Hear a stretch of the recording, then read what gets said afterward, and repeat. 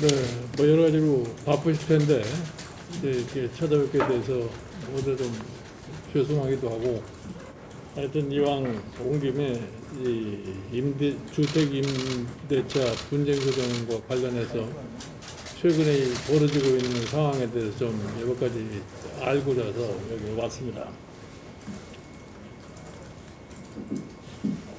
지금 저희 정부가 이 부동산과 관련해 가지고서 24번이나 지금 부동산 대책을 갖다가 내놨는데 내놓을 때마다 오히려 부동산 문제는 더 복잡한 거고 심각해지는 양상을 갖다 보이고 있습니다.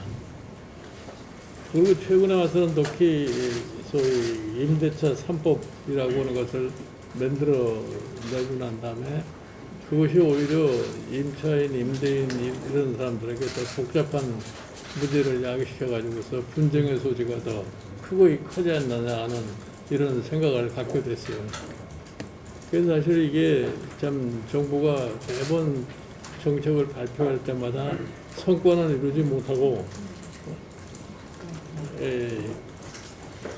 일반 소위 주택을 갖다 갖고 싶어하는 사람 또 어디 참 임대를 하고 싶은 사람, 임차를 하고 싶은 사람 이런 사람들이 지금 어떻게 갈피를 잡아야 할지를 모르는 그러한 상황을 갖다가 실현하고 말았습니다.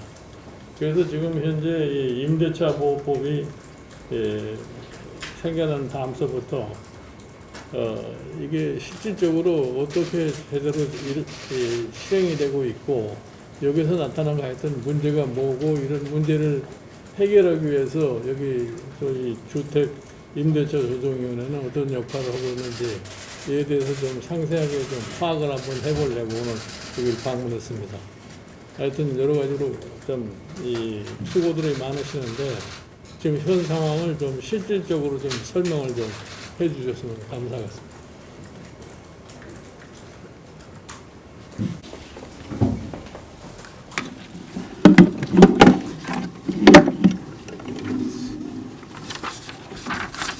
네, 안녕하십니까. 본 서울중앙 주택임대차 상가건물임대차 분쟁조정위원회 사무국장을 맡고 있는 최재석 변호사입니다. 오늘 김종인 위원장님을 포함한 여러 위원님, 의원님들 환영하고요.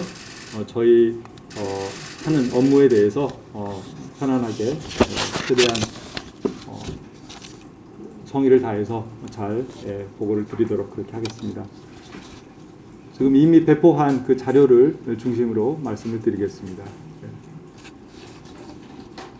먼저 보고서 1쪽입니다.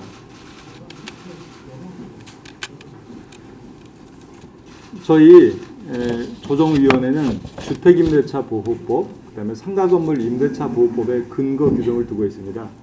해당 법률은 지난 19대 국회에서 여야가 전원 같이 만장일치로 채택했던 그 법안이었습니다. 서민주거복지특별위원회 대안으로 채택이 되어서 1년 정도 준비 기간을 거쳐서 2017년 5월 30일부로 출범하게 되었습니다.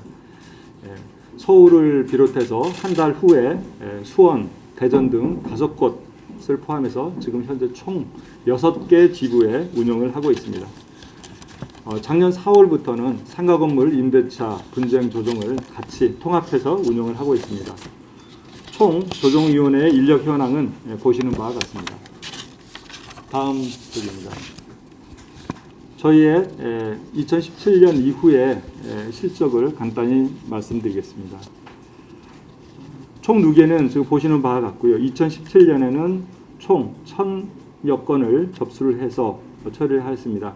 조정 개시율은 미제 사건을 포함한 뺀 처리 사건의 40%를 개시를 하였습니다. 조정 성립률은 73%, 각하랄지 취하를 제외한 실제 조정을 운영을 해서 종결한 사건의 분쟁 해결은 조정 성립과 화해 취하를 포함해서 90%를 상회하고 있습니다. 2018년에 이어서 계속 운영을 했는데 조정 개시율은 다소 두였습니다. 수치는 비교하시면 되겠습니다. 다음 장입니다. 2019년에 2,192건의 주택 임대차 분쟁 조정을 하였고요. 여기에는 수치가 없습니다만은 상가 건물 임대차 분쟁이 499건 접수하여서 처리하였습니다. 조정 개시율은 31%를 보였습니다. 올해 2020년 10월 30일 기준으로는 아직 공식적인 통계가 아니어서 적지는 않았습니다만은 주택 1,200여 건, 상가 건물 분쟁 400여 건으로 해서 1,600여 건을 지금 접수해서 처리하고 있는데 조정 개시율이 많이 좀 완화되어 있습니다. 지금 23% 정도 보이고 있습니다. 그래서 전반적으로 개시율이 낮은 것은 각하율이 올라간 것과 상관이 있습니다.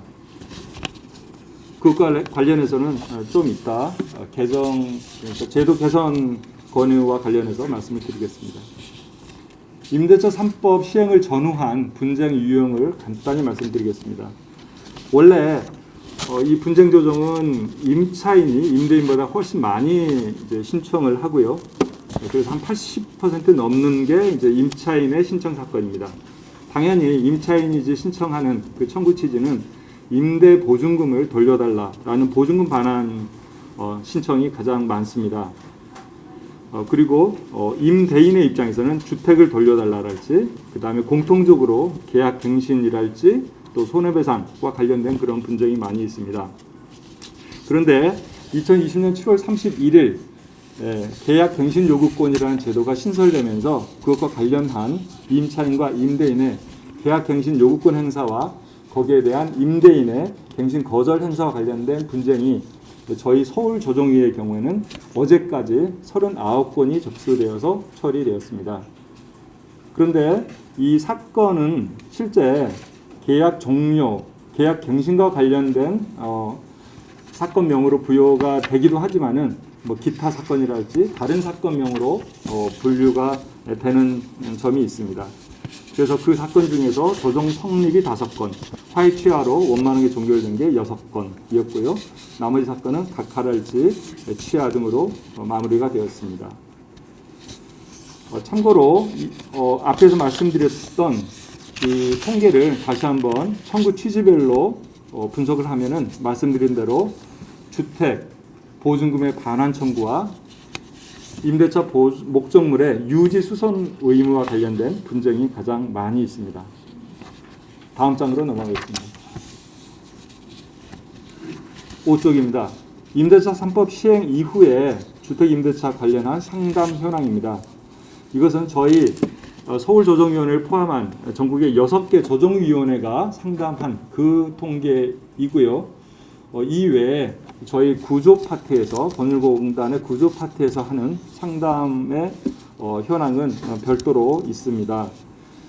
저희는 주로 조정을 전제로 해서 상담을 하고 있는 실정입니다. 왜냐하면 조정의 중립성을 상실하면 안 되기 때문에 조정의 상담에는 일정한 한계가 있고, 그렇지만은 어찌됐건 여러 유형에 대한 상담을 하고 있습니다. 다음 6쪽입니다. 2018년, 2019년, 2020년에 주택보증금 반환, 유지 수선 의무, 또 계약 갱신 종료와 관련한 상담 건수는 보시는 바와 같습니다. 조정이 성립된 이후에도 이미 이행이 되지 않은 경우에 그것을 강제 집행을 구하는 채권자가 그것과 관련한 상담을 하는 그런 사안도 다수 있습니다. 임대차 분쟁 방지와 해결을 위한 제도 개선 사항으로 몇 가지 말씀을 드리겠습니다. 먼저 저희가 출범 이래로 꾸준히 홍보를 하고 있습니다만은 여전히 좀 미진을 합니다. 서울시와 협조해서 광고도 했고, 뭐 각 협회 또 법무부를 통해서 또 지하철 모니터 등의 영상 등으로 홍보 광고를 하고 있습니다. 다음 7쪽입니다. 또 여러 관공서랄지 학교 기관에 리플렛 포스터를 배포해서 홍보를 해오기도 했습니다만은 여전히 홍보 효과는 아주 만족스러울 정도는 아닌 것 같습니다. 그래서 앞으로도 특히 시청각적인 다양한 홍보 수단을 강화하고자 노력을 하겠습니다. 아시는 바와 같이 최근 11월 7일 LH와 한국감정원에서 각 3개소의 조정위원회를 설치하여서 저희와 같은 기능을 수행하게 되었습니다. 하지만 이러한 동일 기능을 소속기관이 다른 조정위원회가 운영을 함에 따라서 업무 효율성이 문제가 될 수도 있고, 또 국민들에게 접근성은 다양하게 제공하지만 이용에 있어서 다소 혼선이 되거나 실제 조정 업무에 있어서 문제점이 있을 수 있기 때문에 여러 가지 업무 협의를 통하고 협조를 통해서 그런 문제를 최소화하도록 노력을 하겠습니다. 다음 8쪽입니다. 또 실무자 협의, 또 MOU 체결, 또 업무 처리 시스템을 일정 부분 같이 공유하는 그런 방안을 지금 추진 중에 있습니다. 다음으로는 실제 법안에 담을 수 있는 제도 개선과 관련된 몇 가지 제안 말씀을 드립니다.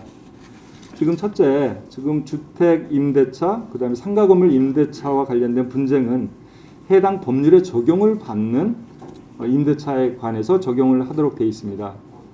다시 말해서 해당 법률의 적용을 받지 않는 일시 사용 단기 임대차랄지 또 일정 보증 금액을 초과하는 상가 건물의 경우에는 조정의 대상이 아닌 것으로 되어 있는데, 굳이 이런 사안을 조정에서 배제할 이유가 없고, 어찌 보면은 그런 사안이 더 조정이 시급한 그런 부분도 있어서 이 부분에 대해서는 잘 판단을 해주시면 좋겠다는 권유 말씀드립니다. 다음 9쪽입니다. 지금 다른 조정 제도도 문제지만은 특히 임대차 분쟁은 여전히 어떤 적대적이고 대항적인 구조를 가지고 시작을 합니다.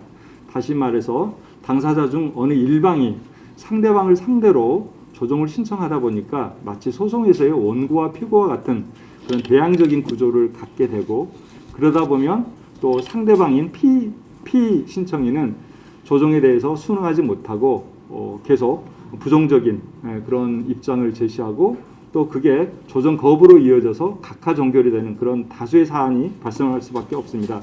그래서 거의 대부분의 선진국은 조정에 일단 합의한 다음에 조정을 시작하는 그런 룰을 적용을 하는 경우가 많습니다. 그래서 이런 방안에 대해서 말씀을 드립니다. 또 조정 신청에 따라서 시효가 중단되는 그런 명문 규정이 없습니다. 물론 저희 조정 제도를 매우 신속하게 운영을 하고 있기 때문에 설사 조정이 성립하지 않더라도 실기하는 그런 권리자는 별로 없습니다만은 여전히 법률적으로 이런 부분은 좀 정비가 필요하다라고 말씀을 드립니다. 그리고 몇 차례 말씀드린 피신청인이 조정에 불응했을 때 사건을 각하하는 규정이 아직 남아 있습니다. 지금 표로 비교를 하고 있습니다. 현행 규정은 보시는 바와 같은데요.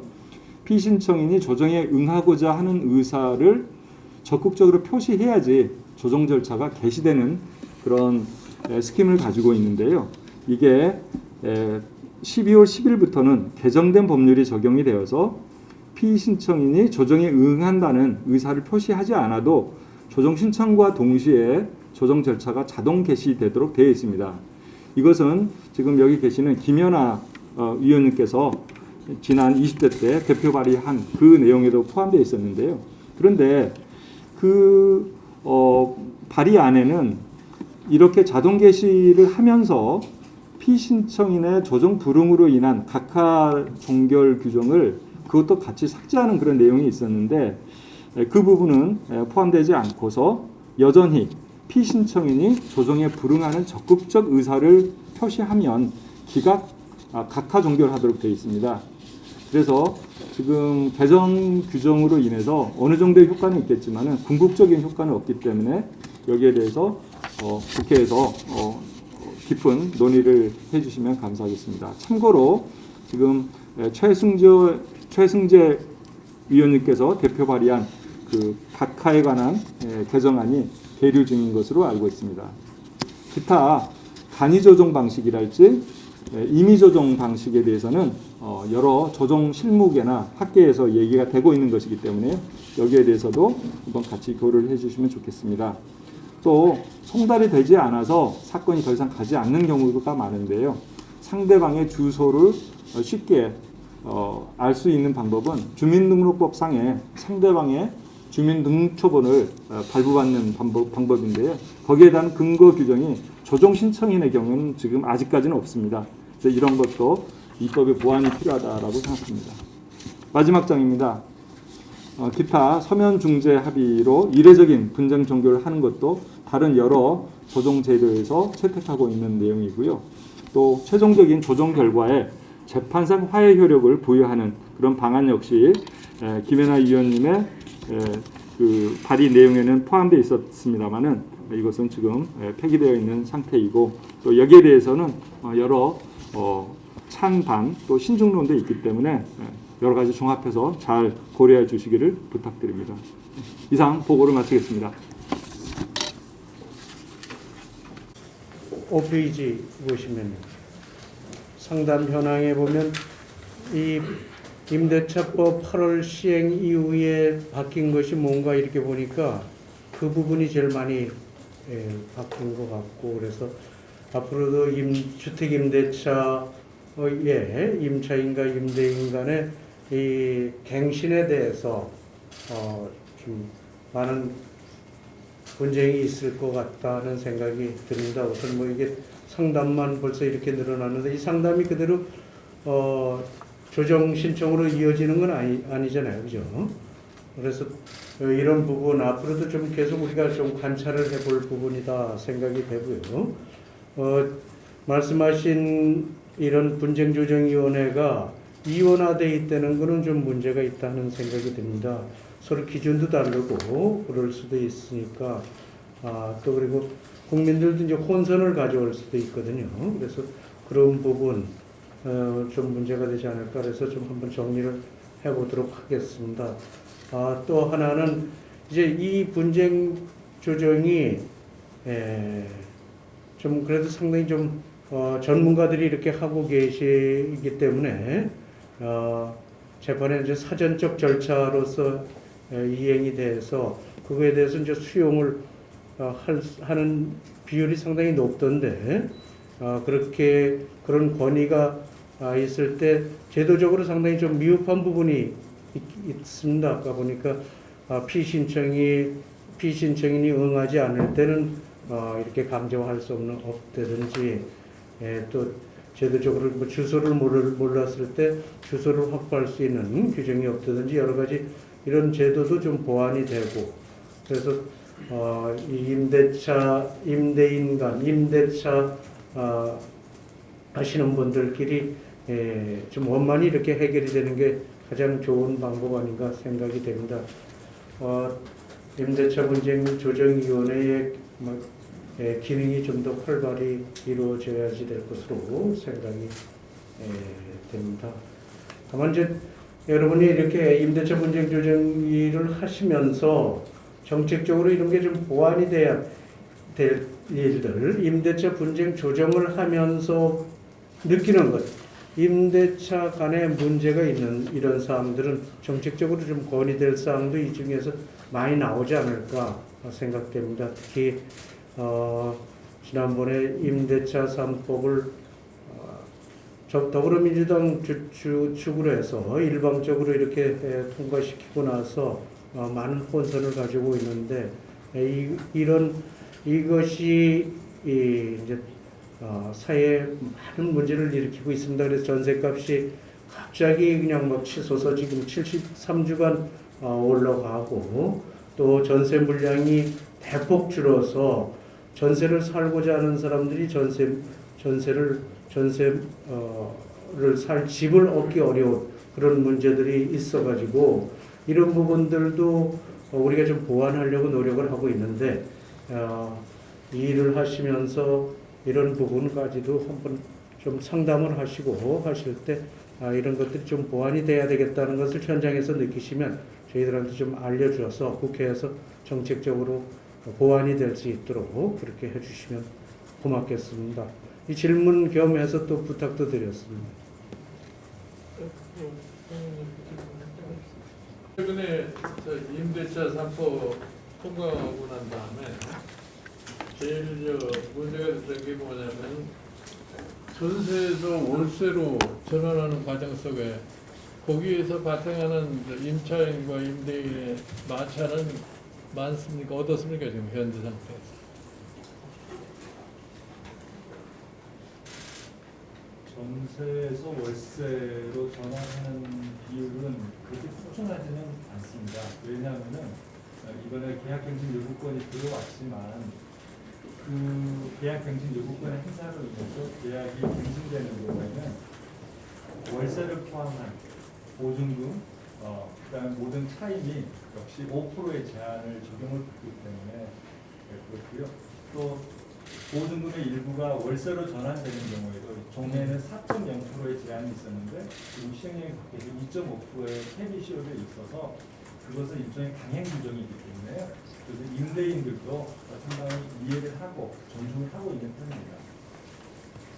근데 지금 사실은 이 전세를 그동안에 놨던 사람들이 월세로 전환하려고 하는 거는 지금 금리가 워낙 싸기 때문에 전세에서 오는 수익률 가지고는 도저히 안 되겠다 이렇게 생각해서 이제 매달 자기네들이 기대하는 수익을 확보하기 위해서 월세로 전환하는 거 아니겠어요? 그러니까 이제 이 월세를 전세를 들어서 사는 사람들은 그동안에 뭐 예를 들어서 은행에서 대출을 받아서 전세금을 냈다고 하면은 은행의 이자 내는 것이 훨씬 더 싸니까 월세로 전환한 거를 갖다가 거부하려고 그럴 테고 이런 데서 서로 간에 이제 임차인과 임대인 사이에 이해관계가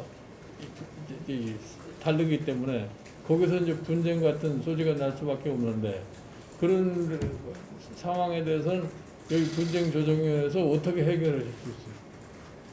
지금 말씀드린 대로 이제 갱신 요구권의 행사에 의해서 갱신이 되는 경우에는 그런 제한 규정 때문에 보증금이 되었건 월세든 많이 증액할 수는 없고요. 다만 그런 갱신 요구권의 행사가 되지 않는 그런 상황에는 새롭게 계약을 체결할 수 있기 때문에 당연히 임대인은 보증금을 포함한 여러 차임을 많이 받으려고 하고 상대방인 임차인은 좀 저렴하게 살기를 원하기 때문에 거기서 오는 그런 갭은 뭐 예전에 있었던 것과 마찬가지로 여전히 존재합니다. 그리고 또 최근에 와서 이 무슨 전세 물량이 굉장히 줄었다고 그러는데 지금 전세를 구하려고 하는 사람도 지금 어딘가는 거주하고 있는 사람들 아니에요? 그 거주하고 있는 사람들이 현재 거주하고 있는 이 전셋집에서 이 전세를 내는 임대인하고 서로 이해관계가 맞지 않기 때문에 딴 데를 옮기기 위해서 전세를 구할 수밖에 없게 되어 있는데 이제 그걸 종합적으로 얘기할 것 같으면 본질적으로 이 전세라고 하는 것이 더 이상 이 수익성 때문에 계속해서 존재할 수 없다는 것을 의미하는 건데 그런 데 있어서의 소위 임차인과 임대인의 이해관계를 갖다 여기서 어떤 방법으로 조정을 할 수 있을까요?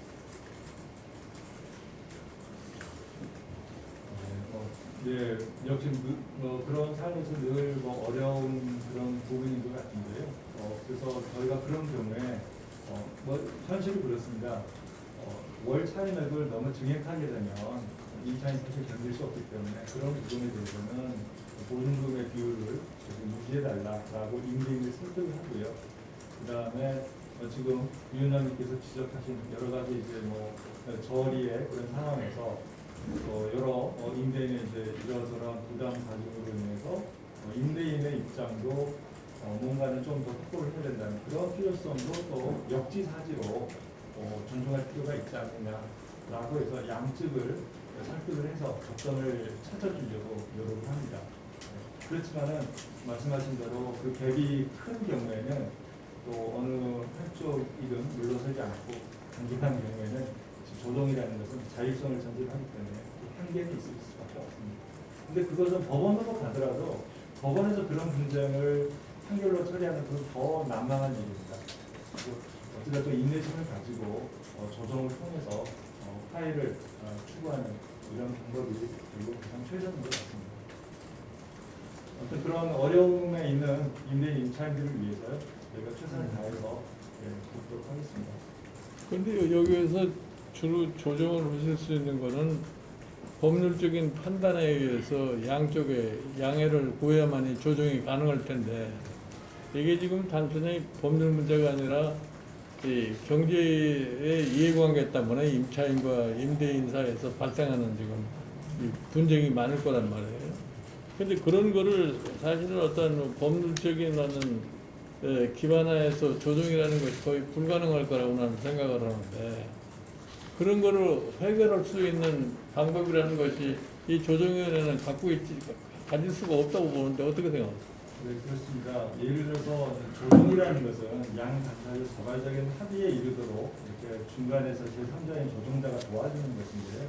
지금 말씀하신 그게 아닌 객관적인 제3자가 권한을 가지고 판단을 해주는, 다시 말해서 어느 금액 정도가 적정하다라는 판정하는 그런 기능을 가지고 있는 기관은 그 외국에도 몇 가지가 있는 것으로 알고 있습니다. 예를 들어 차임, 그 조정 기관 그런 유사의 형태로 운영되고 있는 것으로 아는데요. 그런 제도의 도입 여부는 좀 신중히 국회에서 논의해 주실 사항인 것 같습니다. 그 여기 이제 소위 말하는 이제 상담 아이템을 쭉 보면은 네. 전부가 다 뭐 임대차 기간, 뭐 보증금 반환, 뭐 그다음에 뭐 계약 종신 이런 수선 유지 수선 의무 이런 것들이란 말이에요. 이게 전부 돈과 관계된 것들인데. 네, 100% 네? 그렇습니다. 그러니까 이 동거 관계들인 건데 여기에서 한번 저한테 예를 하나 들어주세요. 이런 분쟁이 생겼을 적에 양쪽 당사자를 놓고서 여기에서 이 조정을 갖다 해주시면은 그게 그거 양쪽이 다 합의를 해가지고서 받아들여야 할 텐데 네. 그 기준은 뭐를 설정을 해가지고서 합의를 하게 만듭니까? 가장 기본적인 것은 법률이 되겠습니다. 법률이 위반해서 조정 합의를 이끌어낼 수는 없고요. 또 특히 그게 강행 규정에 위반된다면 그것은 법원을 가더라도 표적을 인정받을 수 없기 때문에 법률에서 시작하고, 특히 아시다시피 이제 임대차와 관련한 것은 민법이든 주택임대차법은 강행 규정이 대부분이기 때문에 적어도 그 규정은 전제돼서 하고, 다만 법률을 위반하거나 법률의 문제가 아니지만 지금 말씀하신 여러 가지 어떤 경제적인 그런 입장의 차이가 있는 경우에는 저희가 당사자의 여러 가지 진술 주장도 받지만은 저희가 현장 조사랄지 아니면 객관적인 그런 조사를 통해서 다시 말해서 저희가 직권으로 조사는 합니다. 그렇게 해서 조정에 필요한 심리 자료를 최대한 만들고요. 그러다 보면 결국은 어떤 정답이라고 말씀드리는 좀 부적절할 수 있습니다만은 어떤 적정을 제시할 만한 그런 안을 계속 저희가 만들어 갑니다. 물론 그 과정에는 당사자와 삼각적인 그런 의사소통을 하고요. 그렇게 하다 보면은 결국은 적점이 찾아지는 경우가 많이 있습니다. 예. 판례도 좀 참고로 알겠죠. 이게 판례가 많지는 않을 것 같은데요. 어쨌든 여기서 나오는 사례도 다 같은 기준에 의해서 같은 분들이 이렇게 판단을 할 때는 사례집 같은 것도 이렇게 만들어서 배포를 해주시면 양 당사자 간에 그걸 활용해가지고 여기까지 오지 않아도 자체적으로 해결할 수 있는 경우도 있을 수가 있으니까 그것도 좀 적극 홍보해 주시기 바랍니다.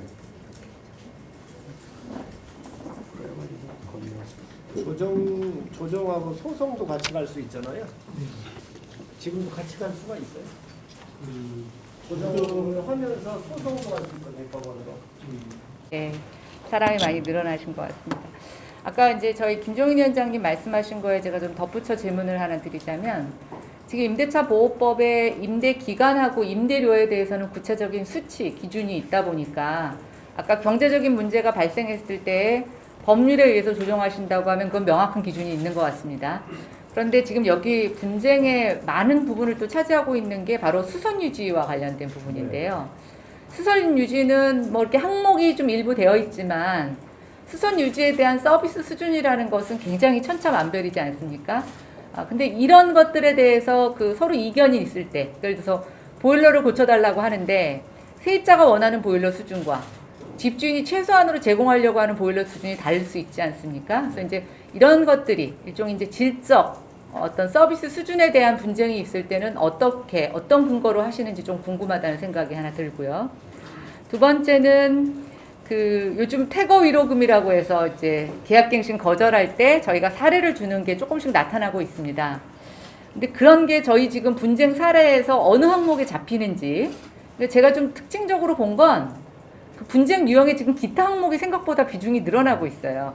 예, 그 얘기는 위에서 열거하지 못하는 유형의 다양한 분쟁 사례가 있다는 건데, 저희가 말한 퇴거 위로금이 어디에 좀 들어가는지, 그거 말고 좀 저희가 들어보지 못한 또 다른 어떤 사례도 있는지 좀 또 독특한 사례 하나 좀 설명해 주시고요. 마지막으로는 임대차 분쟁을 하시면서 가장 안타까운 사연이 어떤 거였는지, 그러니까 이제 되게 딱한데 법적으로 아무것도 해줄 수 없는 경우가 있을 수 있을 것 같습니다. 그래서 이제 좀 그런 사례를 알려주시면, 이게 법을 만들 때는 저희가 사례를 잘 모르기 때문에 어떻게 법을 구체적으로 만들어야 될지 아이디어가 부족할 때가 있습니다. 근데 이제 오늘 온 이유는 현장에서는 법으로 설명할 수 없는 굉장히 안타까운 사연들이 있는데, 그걸 여러분들이 법에 어떻게 담을지 아이디어를 주시는 게 저희가 현장의 목적이라고 생각하는데, 그런 좀 안타까운 사연이 하나 있으면 좀 설명을 부탁드립니다. 네 가지 정도 말씀하신 것 같은데요. 먼저 유지수선 의무와 관련해서는 당연히 임대인이 임차 목적물의 수준을 거주에 맞게끔 유지수선해줘야 되는 그런 책임이 있기 때문에 그걸 다 해야 되는데, 다만 그 비용과 관련해서는 그 중대한 수선이 요구되는 중대한 하자인 경우에 임대인이 책임을 지고, 사소한 뭐 정부를 교체한달지 그런 걸 임차인이 하도록 이렇게 이제 판례에 일정한 기준을 주고 있는데, 여전히 그 판례의 기준은 불충분하고 불명확한 그런 부분은 많이 있습니다. 그래서 이게 어떤 부분부터 임대인이 책임을 져야 되는 건지, 어떤 것까지는 임차인이 자기 비용 부담을 해야 될 것인지에 대해서 사실 저희도 좀 어려움은 있는데요. 여러 가지 국토교통부 뭐 지침이랄지 LH의 그런 세부한 그런 기준도 저희가 참조를 해서요. 이것은 어떻게 누가 부담하는 게 좋겠다. 그다음에 이제 벽지가 손상됐을 때 이것은 뭐 전체 비용을 이제 요구하는 경우가 많이 있는데, 임대인이 그게 아니라 해당 면적에 비례해서, 그다음에 여러 가지 감가상각이랄지 새로 바꿨을 때 가치가 상승하는 그런 걸 고려해서 비용을 저희가 적절하게 산정해서 제시를 하고요. 그런 경우에는 대부분은 양 당사자가 수용을 하는 경우가 많이 있습니다. 그래서 가장 최근에 하나 생각나는 것은 좀 분당 쪽에 신축 아파트인데 그 싱크대에 물이 새가지고 밑에 아래층까지 이제 누수가 돼서 아래층 피해를 입었는데, 아래층 그 수리를 해주는 그 비용이 제법 들었는데, 그 비용을 누가 부담할 것이냐. 임차인은 자기 책임이 아니다. 구조적인 하자라는 것인데, 저희가 조사를 해보고 또 여러 확인 결과 또 전 임차인 사실 조사를 하니까 지금 현 임차인이 그 수전을 교체하는 과정에서 잘못 이렇게 조립을 했다는 겁니다. 그래서 비용 그런 사실 원인을 확인했고, 그다음 그 비용과 관련해서 또 임차인으로 좀 부담스러운 부분이 있으니 적절한 비율로 부담합시다라고 해서 이제 원만하게 성립된 그런 사례가 있습니다. 그 정도로 말씀드리고요. 두 번째 퇴거 위로금은 그 뭐 용어가 적절한지는 모르겠습니다만, 이것은 꼭 임대차 3법 이후 생긴 새로운 것은 아니고요.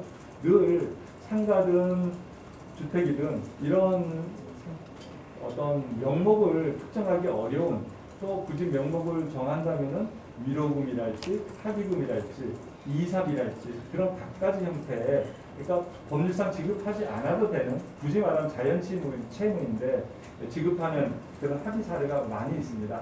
저희 조정위원회뿐만 아니라 법원의 조정에 있어서도 그런 경우가 많이 있거든요. 예, 그래서 예를 들어서 뭐 상가 건물이다, 다 기간을 다 마쳤는데 나가야 되면 더 이상 갱신 요구를 하지 못하지만은 여러 가지 뭐 상황을 봐서 위로금을 그 건물주가 주는 그런 것을 합의에 담는 경우도 많이 있습니다.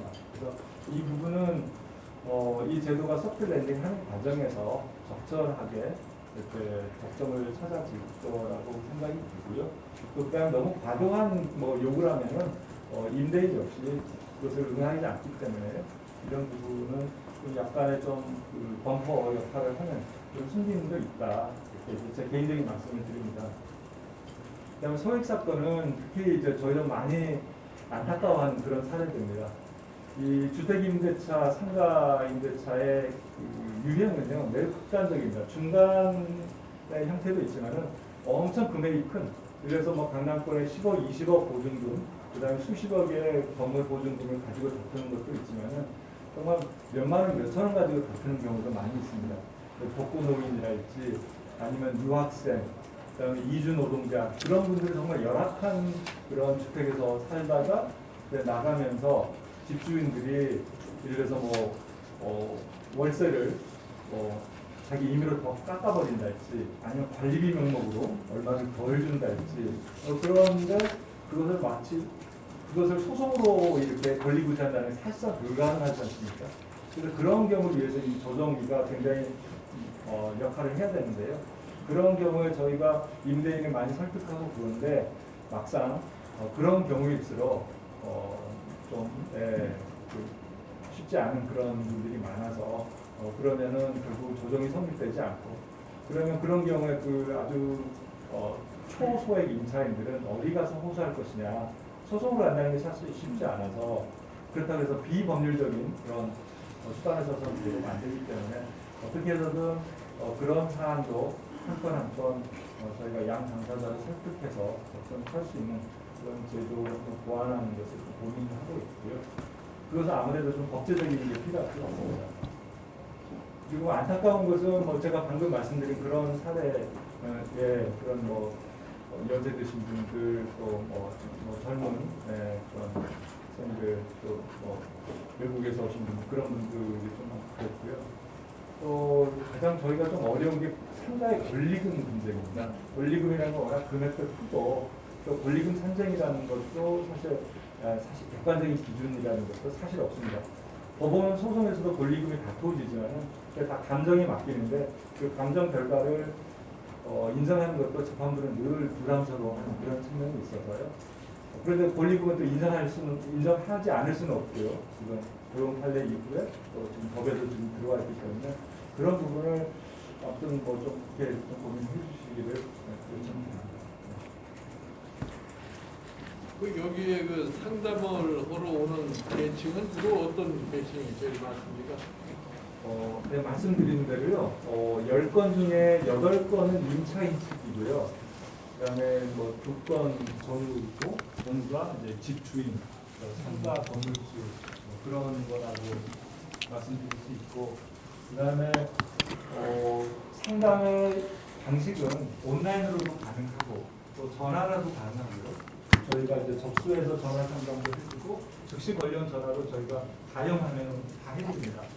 그다음에 이제 일부러 찾아오셔서 상담하시는 사례도 제법이 있는데, 일부러 이제 발로 여기 오시는 분들은 오히려 좀 많이 어려우신 분들이 오히려 더 많습니다. 그러니까 온라인이랄지 그런 인터넷 환경에 익숙하지 않은 분들이 여기 찾아오셔서 하는. 그러니까 주로 임차인들이 보증금 좀 돌려달라, 또 집이 누수 곰팡이가 너무 심해서 못 살겠다, 그러면 좀 고쳐달라, 또 그런 게 많고요. 방금 그것과 관련해서 아까 김연아 위원님 말씀하신 대로 이걸 하면서 조정을 할 수 없는 그런 부분이 바로 그겁니다. 유지수선은 일종의 공영제 같은 게 어떤 품질 관리제 그런 식으로 국가나 지자체에 좀 해주면 좋겠다는 생각입니다. 아파트 같은 것도 문제가 되지만 특히 단독주택, 다세대 다가구 그러면은 굉장히 좀 이 수준이 열악하거든요. 그다음 집주인도 반드시 악의적인 게 아니라 하더라도 수선을 하는 그런 스킬이랄지 여러 가지 좀 한계가 있기 때문에 그런 부분을 좀 돈 많이 안 들이고 이렇게 일정한 품질을 보증해 줄 수 있는 그런 좀 이렇게 전체적인 관리 그런 게 있으면은 서로를 위하는 게 아닐까 그런 생각을 해봤습니다. 질문 한 가지만 더.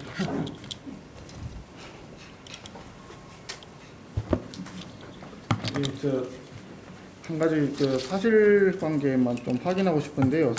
자료 3페이지 제일 하단에 보니까 임대차법 시행 이후에 계약갱신 요구권, 청구권 관련해서 39건이다라는 내용이 나옵니다.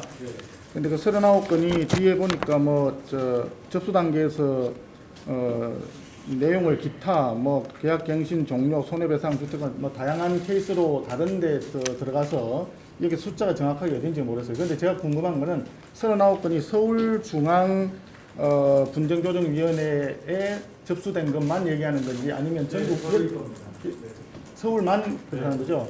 그러면 전국적으로 봤을 때는 앞서 이렇게 2019년, 18년 데이터를 보면 약 서울중앙에 접수된 건수가 한 20%에서 25% 정도 되는 것 같아요. 전체 전국 건수 중에서 25%, 한 4분의 1 정도 되는 것 같은데, 그러면 여기도 한 저 전국적으로 보면 100 뭐 몇십 건 정도, 100 한 4, 50건은 되지 않겠나, 이렇게 숫자는 나옵니까 이게? 제가 그 통계를 확인을 못했는데요. 예. 근데 뭐 다른 사항과 달리 그 사항은 아무래도 서울 수도권이 좀 아무래도 총회하는 것 같아요. 지방은 아무래도 혹시 숫자가 확인이 가능하시면 요 같은 저걸로 해서 좀 보내주시면 저희들 참고로 좀 할 수 있을 것 같고요. 다른 예. 위원회 실제 접수된 사건도 예, 상당 부분 아마 그 계약갱신 청구권 접수된 것들이 다른 그 지부에서도 상당히 좀 있지 않았을까 싶고요. 그것이 보면은 뒤에 5페이지 자료에 보니까 이제 접수된 거 말고 상담 현황이 이제 여기 좀 정리가 돼 있는데 8월 이후부터 계약 갱신 종료라고 되어 있는 항목이 숫자가 급격하게 늘어나 있습니다. 상담 건수를 보니까 이 상담 건수에 나와 있는 계약 갱신 종료 파트는 아마도 임대차법 시행 이후에 계약 갱신 청구권 관련 사항들이 많이 상담 전화가 와서 실제로 상담 기록에 남겨진 숫자인 것 같은데, 이걸로 봤을 때 아마 접수된 것도 꽤 많이 있을 것 같고요. 그만큼 임대차법에 따라서 실제로 분쟁 차원에서 이게 문제가 많이 시중에서 되고 있다 하는 구체적인 데이터가 될 수 있을 것 같거든요. 제 느낌에. 혹시 제가 좀 잘못 이해하고 있는 점이 있나요? 네, 그 상담이 이제 분쟁으로 이어지는 상담도 있지만은 그 신법에 따른 새로운 내용이기 때문에 그 내용에 대해서 궁금해서 묻는 그런 상담도 많기 때문에 시장 말씀하신 실제 5개 이론의 접수 사건은 저희가 확보해서 말씀드리도록 하겠습니다. 그 숫자를 서울중앙지부에 있는 앞서 말씀드린 39건 그것만 하더라도 매월 접수된 숫자가 보면 1월 달에 29건, 뭐 2월 달에 41건, 뭐 45, 55 이렇게 돼 있는데 전체 월 평균 접수되는 건수의 39건이면 한 60, 70%를 차지할 정도로 숫자가 많다라고 우리가 이런 보여진단 말이죠. 그러면 다른 지역도 마찬가지로 임대차법에 따라 가지고 이 접수되는 건수들이 생각보다 꽤 많은 숫자에 상당할 것이다. 이렇게 추론이 가능합니다. 그래서 왜냐하면 임대차법 시행에 따라 가지고 지금 시중의 그 부동산 거래 현장에서 느껴지는 그 분쟁은 생각보다 많이 있거든요. 한 사람으로 그치는 것이 아니라 임차인, 임대인으로 끝나는 것이 아니지 않습니까? 우리나라 현실은 그 임차인이 다른 집에 대해서는 임대인이 또 되고 있고, 자기 집을 전세 놓고 자기 또 전세 사는 경우, 이런 경우들이 다 연결돼 있거든요. 한 사람 한 건이 움직이게 되면 전후로 해가지고 사실 5건 이상이 연결돼 있는 것이 현실이라고 보여지기 때문에 이 부분은 상당히 의미 있는 숫자로 저는 생각이 돼요. 그래서 향후에 조금 디테일하게 이 숫자들을 좀 관리할 필요가 있지 않겠나 하는 말씀을 좀 드립니다. 아니 그러니까 이제 우리 서울시장께서 질문한 거는 임대차법 세법이 시행되는 이후로 계약갱신 종료의 상담 숫자가 확 늘어나는데, 그게 그러니까 전세에서 월세로 전환하는 그런 문제가 서로 하나의 분쟁이 되고 있는 그걸 의미한다고 볼 수가 없어요? 그 부분도 뭐 포함이 전혀 안 되는 건 아닙니다. 그래서 임대인이 이제 만기가 거의 가까워졌으니 나는 보증금을 더 올리겠다, 아니면 보증금보다는 월세를 대폭 늘리겠다 하는 그런 이제 요구가 있을 수 있고요. 그럼 거기에 대해서는 또 임차인은 또 계약 갱신을 또 당연히 주장할 수 있기 때문에 그것과 관련된 그런 문제는 상당 부분이 있다라고 말씀드립니다. 다른 건 해도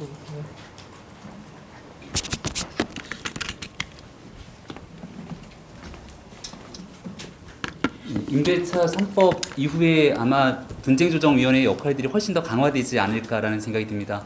지금 현재 홍보의 약화라든지 이런 부분들 때문에 건수가 조금 미진한 부분이 있지만 기관이 더 늘어나게 되고 홍보가 강화되면 굉장히 많은 국민들께서 바로 이 임대차 분쟁조정위원회에 문을 두드리지 않을까 싶은데요. 여기에 대해서 개인적인 임차인으로서 가지고 있는 고민들을 한번 얘기를 해보면 실제로 더 많은 국민들께서 이런 일들을 어떻게 조정하는지를 알 수 있지 않을까 싶습니다.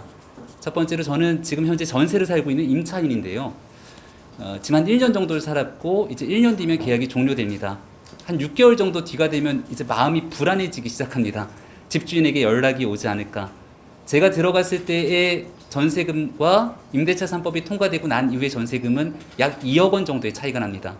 임대인 입장에서는 당연히 그 2억 원 정도의 가량의 전세금을 더 올려받을 수 있는데 단순하게 계약갱신 청구권을 쓰도록 내버려두고 싶지 않은 사람의 심리는 거의 모든 사람들이 비슷할 거라고 생각됩니다. 가장 걱정되는 건 집주인이 들어와 살겠다고 하면 계약갱신 청구권을 쓸 수가 없겠죠. 근데 만약에 들어와 살겠다고 한 뒤에 실제로 들어와서 사는지 아닌지에 대한 얘기들을 임차인 입장에서 명확히 체크하거나 알 수가 없기 때문에 이런 경우들에서는 어떠한 방식으로 임대차 분쟁조정위원회 문을 두드릴 수 있는지 첫 번째 질문을 드리고요. 임대인의 입장에서는 현재 부동산 시장을 다녀봤을 때 전세 낀 집을 팔기가 참 어렵습니다. 그 이유는 세입자들이 집을 전혀 보여주지 않거든요. 세입자들이 집을 보여주지 않았을 때 임대인 입장에서는 이러한 문제를 어떻게 분쟁을 조정할 수 있을지 이 두 가지 사례에 대해서 대답해 주시면 아마도 이런 부분들을 임대차 분쟁위원회에서 임대차 3법 이후로 폭증하게 되는 국민들이 가지고 있는 이런 어려움들의 고충을 해소하기 위해서 노력을 하는구나라는 생각들을 가질 수 있지 않을까 싶습니다. 네, 이 제도가 양 입장 다 어렵고 그런 것은 큰 의미가 있는데요.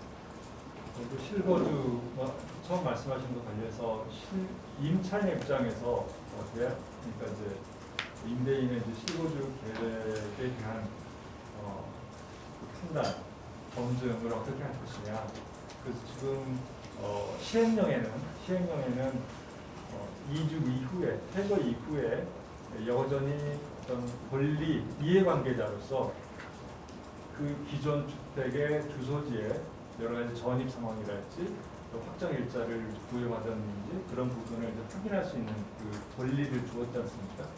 그런 걸 가지고 사후적으로 체크를 할 수는 있겠습니다만은 그 사전에 소위 말하는 소명을 요구를 하게 되는데 그것을 어느 정도까지 임대인이 소명을 하고 그러면 임차인이 납득을 할 수 있을지 또 어느 정도까지 안 되면 임차인이 거부할 수 있을지 그것은 사실 사실관계의 문제고 양 당사자의 그런 적점을 찾는 문제에서 상당히 좀 어려운 판단의 문제입니다. 그래서 임대인이 분명히 이러저러한 지금 이제 뭐 만기가 자기 살고 있는 곳이 만기가 되어지만 들어갈 수밖에 없다라는 거 계약서랄지 여러 형태로 제시를 하더라도 임차인이 그걸 사실 이제 납득을 하기는 좀 쉽지 않은 그런 실사례가 좀 있고요. 그다음에 이제 최근에는 손해배상 청구하는 사례도 이제 한 건이 지금 들어왔습니다. 내가 볼 때는 확인해 보니까 나간 다음에 새로운 임차인이 구했다. 그것은 명백히 지금 해당 법률에 반하는 그 손해배상이 가능한 그런 경우에 해당하기 때문에 일견 그건 또 사실 확인해야 되겠습니다만 그런 게 있고 그래서 그 부분을 조정해서 이렇게 분명하게 뭐 어느 기준을 한다라는 건 쉽지 않고 결국은 이제 팩트의 문제다라고 말씀을 드리고 또 임대인 입장에서도 모든 사생활이 침해되면서까지 모든 것을 다 이렇게 공개하거나 제시하는 것은 또 현실적으로 맞지 않기 때문에 또 임차인도 또 역시 상대방의 입장을 존중하고 또 신뢰를 전제해서 서로 이해를 시키고 또 제시를 해야 된다. 가서 좀 불확실한 말씀을 드리고요. 임대인이 이제 집을 이제 매도하거나 아니면 새로운 사람에게 이제 임대를 하고자 할 때 지금 이제 계약갱신이 이제 더 이상 안 된다는 전제하에서 지금 기존의 임차인이 집을 보여주지 않는 그런 경우는 지금도 많이 있습니다. 예. 그래서 A를 많이 먹는 거거든요. 예. 결국은 이제 기간을 지나게 해서 뭐 계약 갱신, 익식 갱신으로 간다 할지 아니면은 그냥 우리면 대상 없기로 계약 갱신을 한 번 더 한다 할지 그런 이제 경우가 많아서요. 그런데 그것은 사실 임대인의 권리를 좀 침해하는 그런 부분이 있습니다. 재산권 행사를 위해서 얼마든지 자기가 원하는 때 매각할 수도 있고 또 기간이 끝나면 새로운 임차인을 구할 수도 있는데 그런 부분에 대한 강요는 적절하지 않는 것이고 유법성이 있기 때문에 실제 그런 이제 사례가 있을 때는 저희가 협조한다라는 그것을 강제 집행할 수 있는 그런 집행력이 있는 주문은 아니지만요. 조정 주문에 임차인은 새로운 임차인을 확보하기 위해서 뭐 집을 보여주는 등 협조한다. 뭐 그런 이제 그 선언적이지만은 그런 약속을 문자화해서 조정 서에 넣고 그렇게 해서 조정에 임하고 있습니다. 네. 저는 조금 다른 얘기인데요. 사실 지금 어린이집 비율 중에서 아파트 입주한 어린이집들의 비율이 거의 뭐 압도적으로 높습니다. 근데 그 어린이집 같은 경우에는 아파트에 입주하고 있더라도 주거용이 아니라는 이유로 잘 임대차 3법의 보호를 받지 못하는 상황이 좀 발생을 해서 실제로 이들이 이제 그 다음에 어디로 가야 되느냐라는 그 원장님들의 위기의식이 있고 그에 대해서 당연히 아파트에 입주한 어린이집에 아이를 맡겨놓은 엄마들의 불안감도 점점 높아지고 있습니다. 안 그래도 지금 계속 뭐 저출산이라든지 보육 문제가 부각되고 있는 상황에서 지금 이렇게 어린이집들, 그러니까 아파트 주거 입주한 어린이집들에 대한 보호 정책 같은 것도 좀 마련되어 있는지 그런 것들도 좀 궁금해서 한번 여쭤봅니다. 예, 그 말씀도 저희가 실제 사례에서 많이 이렇게 안타까운 그런 걸로 제가 경험을 했는데요. 말씀하신 주거용이 아니기 때문에 주택임대차 보호법 적용을 하지 않아서 민법에 따른 장치를 마련할 수밖에 없지 않습니까? 전세권을 설정할 때랄지 뭐 그런 형태로 할 수밖에 없어서 지금 현재 주택임대차 보호법은 또 그걸 커버하는 것은 주거용이 아니기 때문에 국민의 주거 안정을 위한 법률에 또 그런 어찌됐건 교육적인 목적이 있지만은 어린이집이라는 건 또 어떤 유경 사업이자 또 이제 사업이기 때문에요. 사업자 성격이 있어서 그걸 주택임대차 보호법으로 보호하는 건 좀 어려움이 있고, 예, 좀 생각을 해봐야 되겠는데요. 오히려 뭐 상가 건물이라 할지, 그러니까 상가 건물 보호법이 반드시 건물 공부상 상가에만 적용되는 것은 또 아닐 수도 있어서요. 실질적인 목적이 또 상업 영리라면은 또 이렇게 전환해서 적용할 수도 있지 않을까 해서 이게 제가 정확한 생각은 아닌데요. 어쨌든 보완하는 그것은 좀 마련할 필요는 있다고 생각합니다. 학부모를 위해서도요. 네. 고맙습니다. 네. 자세한 설명 안 해주셔서